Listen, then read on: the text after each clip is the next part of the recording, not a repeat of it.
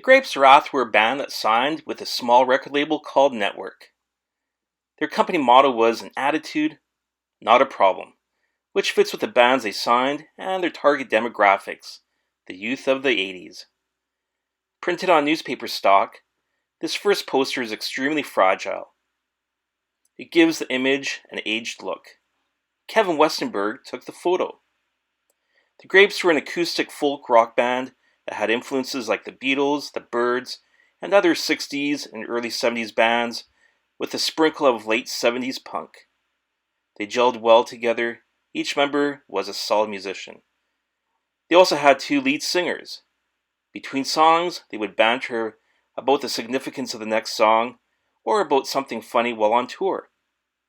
They had great stage presence. They were kind to the audience and humble appreciation for supporting them.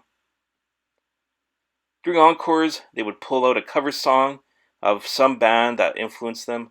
Sometimes it'd be a punk song. One time, Kevin smashed a guitar on stage and tossed it into the crowd. He mentioned he didn't like the sound or the feel. The second poster is from a sold-out gig. The band was ready to move to larger venues. At this point, the Grapes were getting lots of attention on mainstream radio, as well as the media. There was a push to make a more polished album with a large budget. They added a fourth member on keyboards, which completed the sound.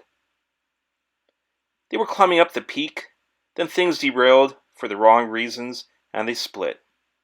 Many people were saddened by this turn of events. It is still great to listen to their tunes. They have aged gracefully.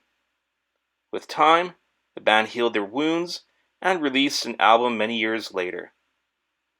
They occasionally perform together. The spark is still there.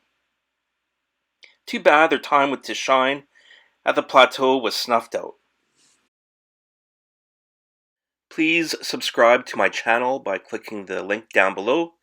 You also may leave a comment, and I will respond. Cheers.